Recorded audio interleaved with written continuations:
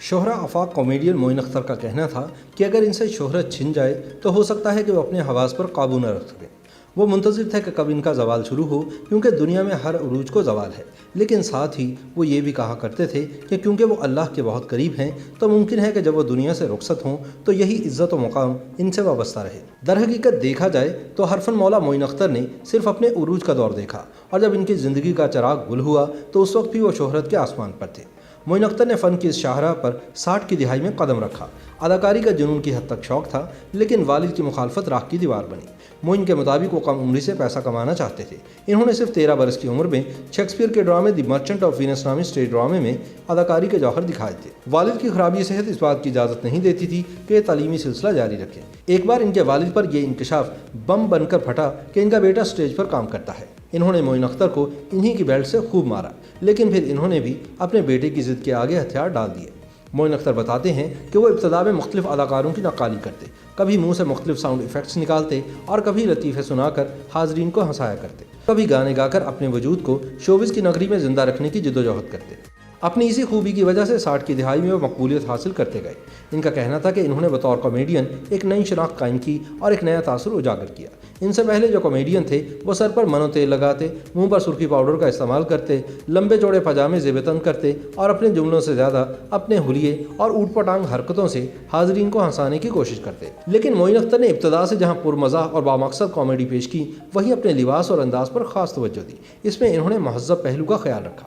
खुश लिबास नज़र आने के लिए वो दोस्तों से इनके अच्छे कपड़े मांग कर पहनते। वो ऐसे दोस्त बनाते जिनकी कदो कामत मोइन से मिलती जुलती होती, ताकि वो इनके मलबूसात का इस्तेमाल कर सके तो इनके साइज़ में कोई फ़र्क ना हो। अपनी अलग और मुनफरिद पहचान बनाने की वजह से ही मोइन अख्तर को मुआवजे के तौर पर 50 रुपये मिलते, जबकि उस दौर में दूसरे कॉमेडियन सिर्फ 5 से 10 रुपये कमाते थे। मोइन अख्तर पहली बार टीवी पर काम करने के तजुर्बे को याद करते तो खुद अपनी हमाकत पर मुस्कुरा देते। वो कहते कि कराची सेंटर के प्रोड्यूसर अमीर इमाम ने इन्हें चोर नामी ड्रामे में कास्ट किया। इस किरदार को अदा करते हुए वो कभी वहीद मुराद की नकल करते तो कभी मोहम्मद अली बन जाते, क्योंकि वो अब तक सिर्फ नकाली ही करते आए थे। जब ही अमीर इमाम ने गुस्से में आकर कहा कि भाई, अगर हमें मोहम्मद अली या वहीद मुराद की खिदमत दरकार होंगी तो हम उन्हें कास्ट करने की अहलियत रखते हैं, बेहतर ये होगा कि आप अपनी सलाहियतें दिखाएं। प्रोड्यूसर के ऐसा कहने पर मोइन अख्तर डरकर टीवी स्टेशन से 9-2-11 हो गए। मोइन के मुताबिक इनके फ़न को निखारने में असल मेहनत ज़िया मुहियुद्दीन की रही। इनके शो में मोइन को भरपूर मौका मिला तो किसी जौहर शनास की तरह ज़िया ने इनकी सलाहियतें भांप ली, साथ साथ रहनुमाई भी की। मोइन अख्तर की कमज़ोरियों को दूर किया और मज़ाक के हवाले से मुफीद टिप्स दी, जो इनकी फ़नी ज़िंदगी को एक नए संगे मील में दाखिल करने में मददगार बनी।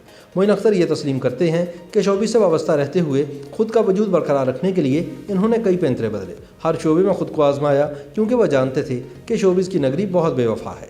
यहाँ पल भर में शोहरत मिलती है और एक नाकामी या दूरी आपको आंख ओझल पहाड़ ओझल बना सकती है। वो ये भी कहा करते थे कि फ़नकार अदम तहफ़्फ़ुज़ का शिकार रहते हैं। इनके मुताबिक हर फ़नकार की ज़िंदगी में 3 बड़े मरहले आते हैं। एक बार वो अपने काम की खाता है, फिर नाम की और फिर आखिर में दोबारा से काम की।